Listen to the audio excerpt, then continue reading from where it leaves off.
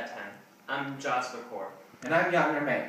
Tonight we're going to look at the growing problem of HIV and AIDS in Thailand, and the attempts to stop the growth of the disease. When the first case of AIDS in Thailand occurred in 1984, the government believed there was no sufficient reason to carry out prevention campaigns among the public. Then, from 1988 between 1989, the rate of those infected by HIV rose from almost 0 to 40%. Still believing the threat of the epidemic was limited, the government only spent $180,000 on HIV prevention that same year. The prevalence among prostitutes also increased. It is estimated that 44% of sex workers were infected with HIV. This led to the spread of the disease to their clients and also to their families. At the same time, however, public awareness of this issue increased. Finally, in 1991, when a new prime minister came to power, Anand Panyarshan, the problem became a priority. A huge public information campaign was launched. Anti-AIDS messages aired every hour on the country's radio stations, and every school was required to teach AIDS education classes. Perhaps most importantly, the 100% condom program was created. This program attempted to enforce consistent condom usage in all commercial sex establishments. Condoms were given to the establishments for free, and the prostitutes and their clients were required to use them. If the establishments did not comply, they could have been closed.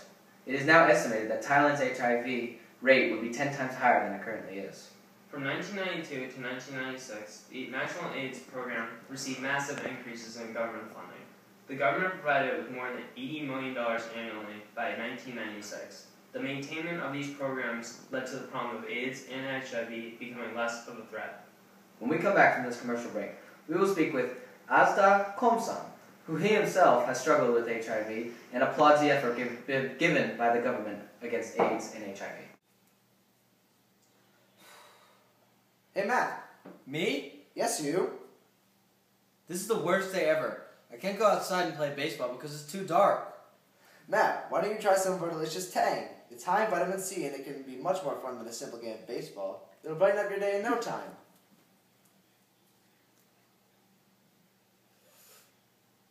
Wow, this is better than baseball. Yes, it is, Matt. Yes, it is. Welcome back to tonight's edition of Thai News at 10. We will now speak with Mr. Komsan and discuss with him the effect AIDS and HIV has had on him. We will go to Jaco with the interview. Hello, I am here with HIV victim Azda Komsan. He is willing to share with us his struggle with HIV and his thoughts on the government action against HIV and AIDS. How has HIV affected you, Mr. Komsan? Well, I've had numerous skin conditions, rapid weight loss, which I have struggled to regain, and I've also had constant headaches and fevers, along with dizziness. I had to leave my job, which I loved, because I'm not healthy enough to work, and simple everyday activities have suddenly become very difficult to do. And you received the virus in the late 1980s. How did the government respond to the growing problem? At first, the government was very slow to combat the virus. However, beginning in the early 1990s, drastic improvements were made by the government compared to before. The government responded with commercials, classes in schools, and strict laws enforcing protection against HIV and AIDS. So, in your opinion, was the government successful? I personally believe, along with many others, that Thailand was one of the more successful examples of stopping the spread of HIV and AIDS. Can you explain to me what you mean by was?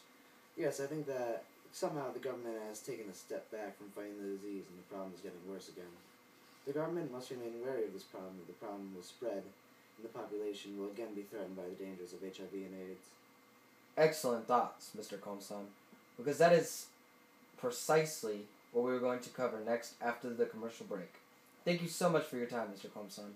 After the commercial break, we will study how exactly the government has relaxed its stance on AIDS and why the problem of HIV and AIDS has once again become a threat.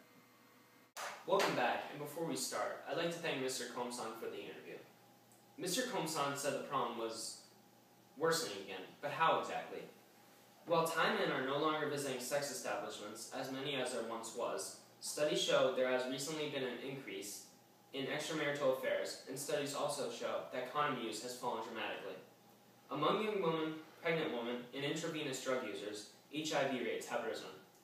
This problem has come back after the economic troubles in 1997, when the Thai government slashed budgets for prevention programs to less than half than before. Also, condom funding is down. the school's programs on HIV and AIDS have ended, and the commercials and media coverage of the prom have completely disappeared.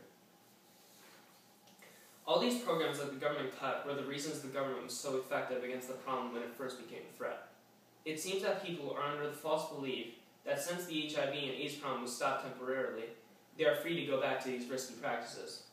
Some people believe the government has spent more time on treating the disease than preventing it, and that's why the prom has worsened. Some people also believe the government has ignored other causes of disease infection, such as drug users sharing needles. Despite the emergence of the prom once again, Thailand is still among the most successful countries in the world in controlling and preventing the spread of the disease, as Mr. Komsan pointed out. We are quickly going to a commercial break, and when we get back, we are going to listen to our letter to the editor from one of our faithful viewers.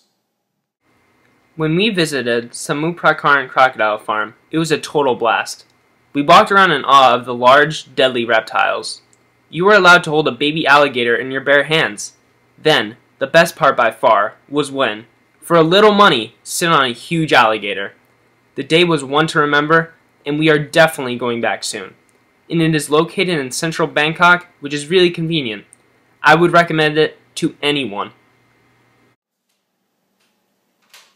Welcome back. Now it is time for the weekly letter to the editor. This comes from Imran Kumul, and Mr. Mate will read it to all of us. The question reads, hello. If the government was so successful against AIDS and HIV prevention, except for the small recent setback, why aren't other governments successful in their respective countries? That is a great question, and we are very happy to answer it for you. The reason Thailand was so effective was once again the prevention programs, the promotion of safe sex and condom usage, and the commercials and reaching out to young people through school programs. Also, Thailand used its existing health infrastructure to build its prevention strategy. This infrastructure was instrumental in the condom program and kept prevention costs down and boosted chances of sustainability. The reason Thailand was so successful against HIV and AIDS was these little things that combined to control and prevent HIV and AIDS from spreading. And currently, the United Nations and other countries are studying Thailand to learn how to be successful in the battle against this disease. I think we will soon see the same techniques that were used in Thailand that will be used in other countries as well. Since Thailand's success has been relatively recent, other countries should soon adapt Thailand's methods to protect their people from the danger of this horrible disease. Mr. Kumul's second question asks for the specific numerical evidence that supports Thailand was successful in its fight against AIDS and HIV. Well, Mr. Kumul, studies show that slightly over 1 million people have the disease in Thailand since the first case was reported. The projected number, if the government didn't intervene, is over 8 million. So people have reached a conclusion that Thailand's government was very effective against the disease. Now time for a message from one of our sponsors, and more when we return. This is a public service announcement. Due to a powerful monsoon, a massive power outage has occurred. People all over Thailand have lost power, so the government is asking for patience from all of its people. The government wants people to exercise caution in the darkness. The proper procedure to get all power back to the people has begun already, and there is no exact time when the power will be back on. However, a government spokesman said people can expect power back in 3 to 4 days, and they want you to realize that this is a loose estimate and power could come back earlier than that or quite possibly later than that. So, as you can see, almost all of Thailand is pitch black right here. And as we said before, please just exercise caution and be safe out there in the darkness. That's it for tonight, folks. From the people at Thai News, thanks for watching. Make sure you stay classy, Thailand.